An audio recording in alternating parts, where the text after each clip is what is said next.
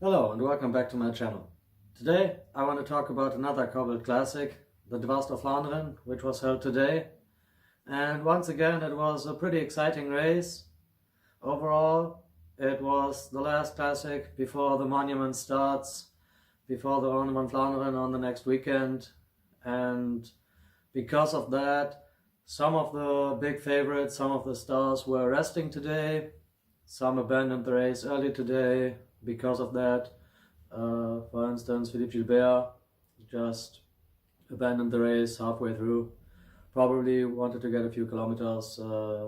Not at the start line was Zdeněk Stieber and Wout van Aert, my two favorites for the Ronde van Vlaanderen. Also, Sagan was not present, but we still had a pretty decent field overall.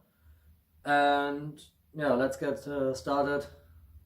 So we had the break of the day, which included Jonas Koch, Nelson Oliveira, Ramon Sinkeldam, Sanders Bizigitov, Lukas Pestelberger, Michael Hepburn, Chris Bockmans, and Mikkel Reim.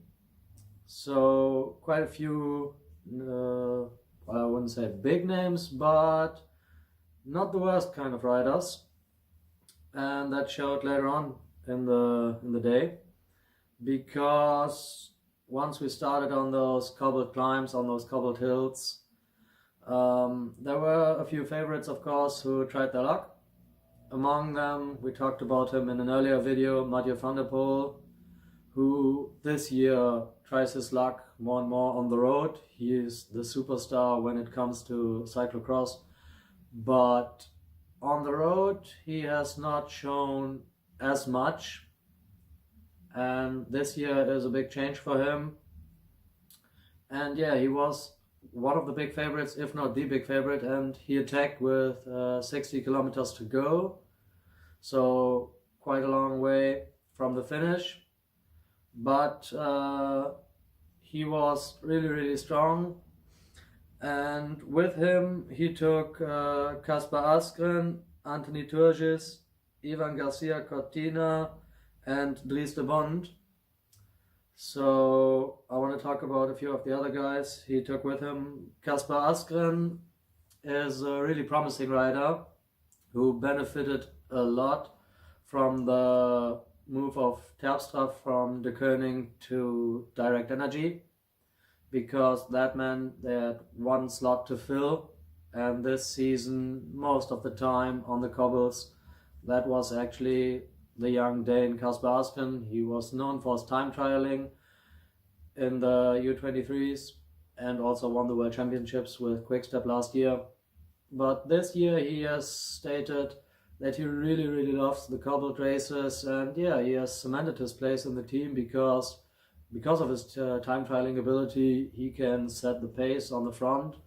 For now, most of the time he's just the workhorse together with Ilio Kaiser, but today he took his chance, went with Van der Poel, but later on he had a puncture, so bad luck for him. But he showed that he's pretty good on cobbles, and you should look out for him in the future, because he's a promising rider, not only in the time trial but also on the one day races.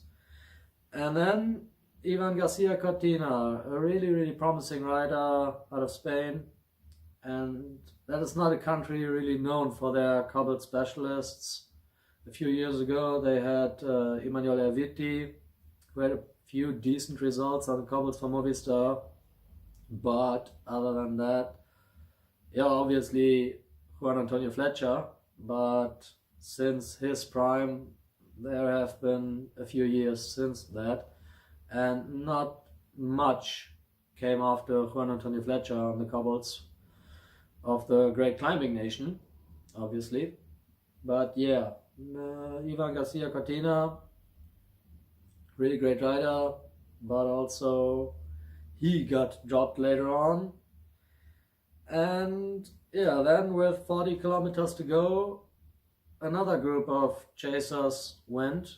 That was Bob Jungels together with Thierry Benoit, who initiated the attack, and also Anthony Turgis. And yeah, then with a little bit under 40 kilometers to go, I think, we had 5 men in the lead, which were Pöstelberger, Turgis, Jangels, Benoit, and before mentioned Mathieu van der Poel. And these 5 were not caught until the end.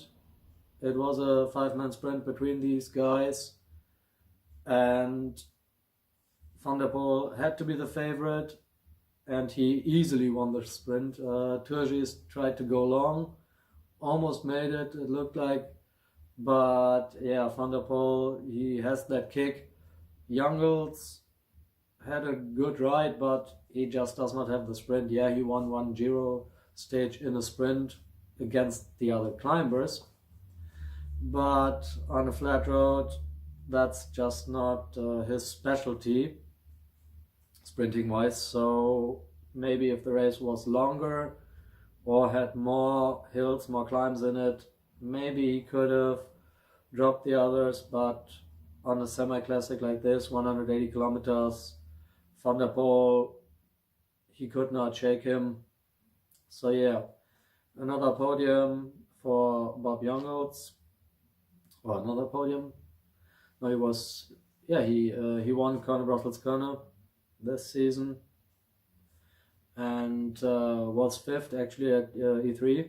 So he has shown this season, where he tried his luck on the cobbles, that maybe he should focus on that and not on the GC. He was twice in the top 10, like 6th and 8th in the Giro. Last year he was 11th at the Tour, but that's probably as high as he can get, general classification wise.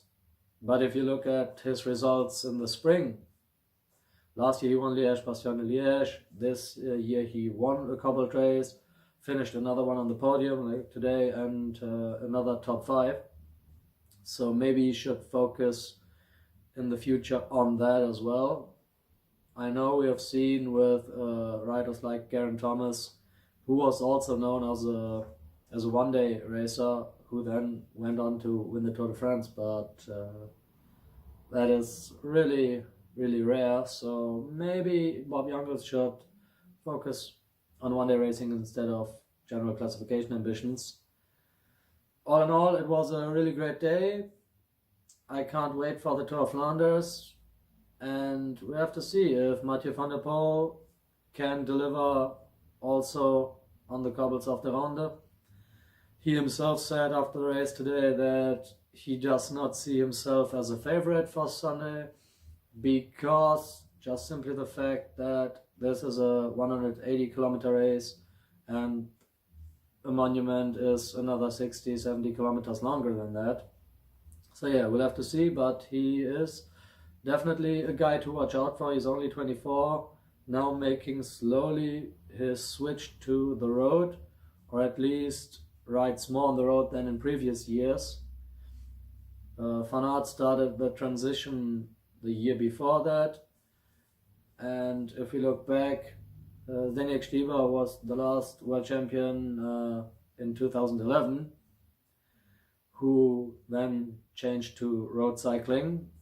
And right now we have basically 3 former or current cyclocross world champions who are really, really good on cobblestones, who are among the favorites for those races, which is pretty interesting. So maybe teams should look out for cyclocross riders as really great potential one-day racers on the road. Let's not forget the rider who has the most wins of the season so far, Julian Alaphilippe. In the U23s, he was a French national champion in cyclocross, actually. He has never raced cyclocross in the pros, but as a junior, he was also not bad in the discipline. And look at him where he is now. So having a cyclocross background seems to be really, really good indicator. If you were good as a cyclocrosser, you are also probably really good at one-day racing, not so much at general classification Grand Tours or whatnot. But yeah, still something to keep in mind when you're scouting young riders, that you should not only look at the U23 events, but also take a look at what some riders do in the dirt. And that's it for me for now. I'm out.